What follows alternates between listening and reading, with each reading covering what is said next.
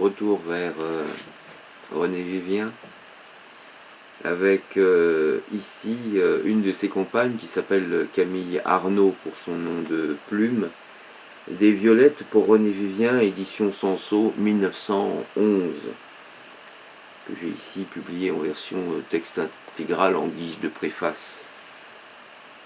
1, donc page 25. Le charme maladif des musiques moroses, ici, ne convient point à l'auguste trépas. Venez, il faut couvrir de rythmes et de roses la maison de l'Aède où le deuil n'entre pas. Que parmi le reflux des clartés se déploie la pompe des parfums, des chants et des couleurs, avec des cris d'orgueil, d'espérance et de joie, jetez à pleine main les fleurs, les fleurs, les fleurs.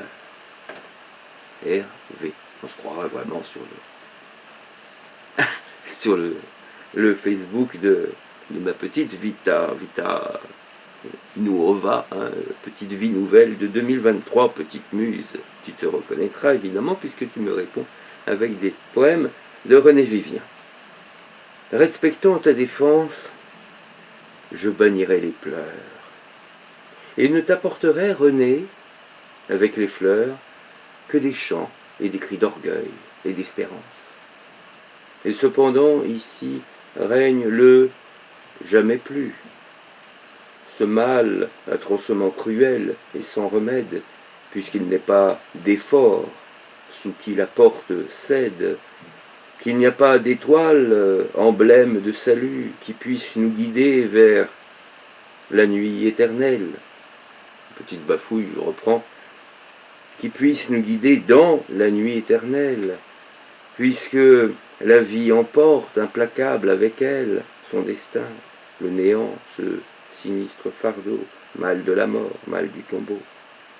Qu'importe, je me ris de lui, je le domine, et je peux le narguer d'un surhumain effort, car celle devant qui tristement je m'incline a la palme à la main, le laurier sur le front. Oui, je jette à la vie et je jette au néant, ivre de son orgueil, ivre de sa victoire, ce cri d'éternité, j'ai l'immortalité. Car tu dors pour toujours, ô muse, mais ton chant saura t'éterniser et consacrer ta gloire. 2. Le couchant a jailli comme un vin du pressoir, nul ne murmurera les strophes vers le soir. À l'heure où le repos s'étend sur la vallée, parfois j'évoquerai les temps mystérieux que ne connaîtront point les hommes curieux et qui somnolent, blancs, sous la verte feuillée. Là, les larges lys d'eau lèvent leurs fronts laiteux parmi le vol léger des frêles éphémères qui, sous la lune claire, y meurent deux à deux. Je redirai tes vers à ton ami le vent qui faisait palpiter tes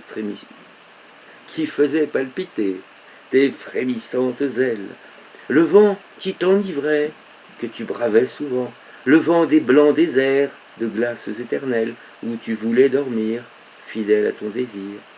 Il les emportera sur l'infini des mers, au milieu des éclairs, qui déchirent la nuit en des rayons trop clairs, au milieu de l'orage, défiant la folie ou l'effort du courage.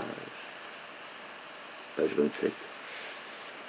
Je redirai tes chants aux espaces amers, aux flots où tu jetais ton cœur, saignante épave. Alors, j'évoquerai le chant tendre et suave des sirènes, ce chant si savamment rythmé, qui venait quelquefois doucement te charmer, sous les rayons de la lune consolatrice, dardant sa flamme au blanc délice. Puis je t'évoquerai, glorieuse et sereine, au milieu des Kitharèdes, à Mytilène. Je verrai l'île heureuse, aux odorants vergers, et le doux tremblement des oliviers légers.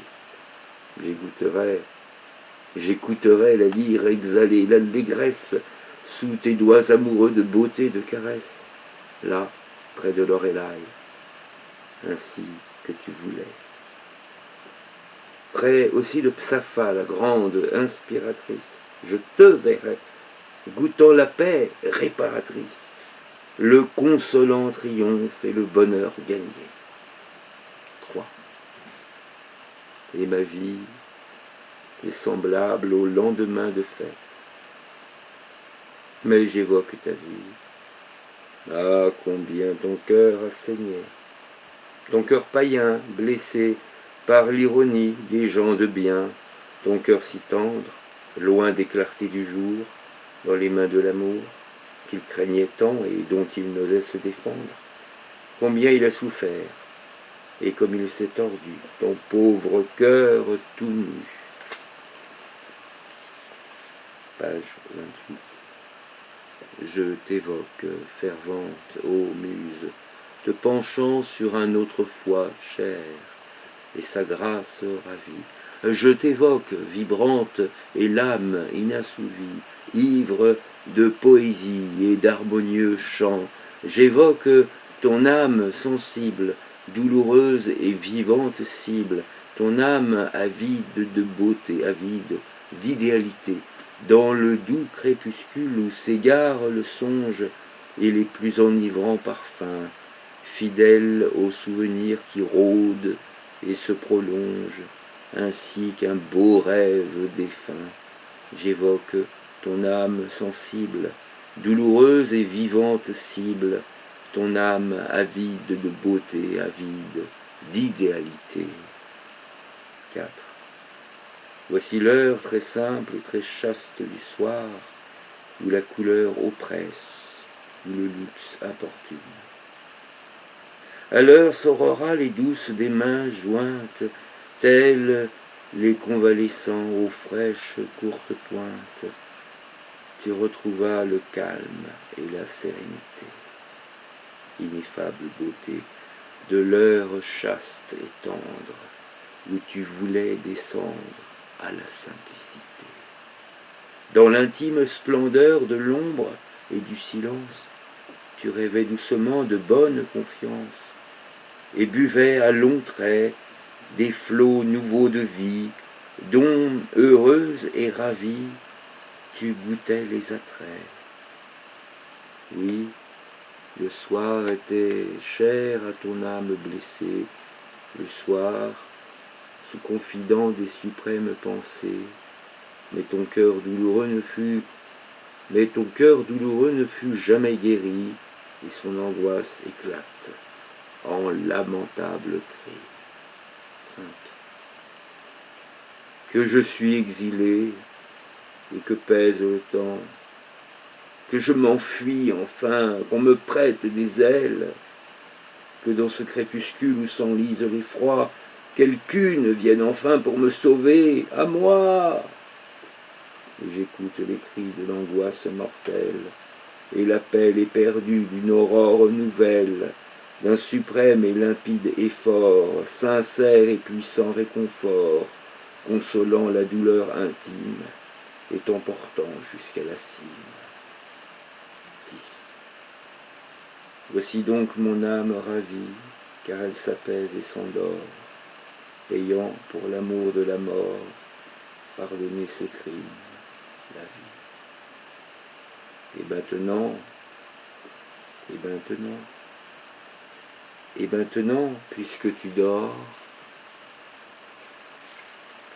dans les bras de la mort, d'une paix infinie, d'un calme désiré, puisque dans cet hymen la maîtresse bénie a su te délivrer du fardeau de la vie, puisque aussi tu voulus trouver dans la prière le bienfaisant secret de la grande lumière, et qu'un apaisement suave au dernier soir, triomphant, a chassé le sombre désespoir, pourquoi viendrais-je encore reparler de la vie, puisqu'enfin ton âme est ravie, et parce qu'elle dort dans les bras de la mort.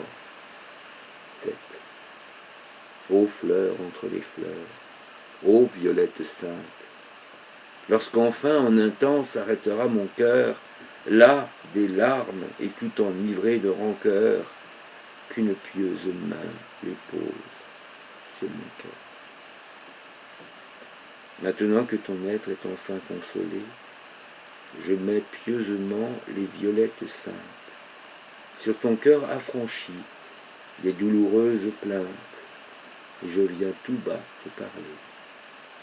René, en t'apportant les fleurs que tu réclames, René, en t'apportant les fleurs que tu réclames, maintenant c'est moi qui te révèle mon âme et te dévoile son secret. Moi, qui pour apaiser l'anxiété brûlante viens rechercher la paix sereine et bienfaisante auprès de ton repos sacré, je mets pieusement les violettes saintes sur ton cœur affranchi des douloureuses plaintes, sur ton rêve de calme et de sérénité, ô toi qui dors dans ta jeunesse et ta beauté. Donc voilà, c'était Camille Arnaud, et là, il y a eu une faute, ce qu'on appelle une faute, qui pour moi n'en est pas une, c'est une faute miraculeuse, si tant est qu'elle soit miraculeuse, dans le sens où j'avais choisi de mettre un poème de L, la lettre L, qui voulait rester anonyme, et en plein dans le poème de Camille Arnaud, il y a le poème de L qui intervient, qui se colle et qui met le titre « Pauline revit ». Et donc j'ai trouvé que c'était miraculeux, j'ai laissé, on m'a dit, enfin l'imprimeur m'a dit faut-il qu'on répare la faute? J'ai dit non, non, non, bon à tirer, on y va.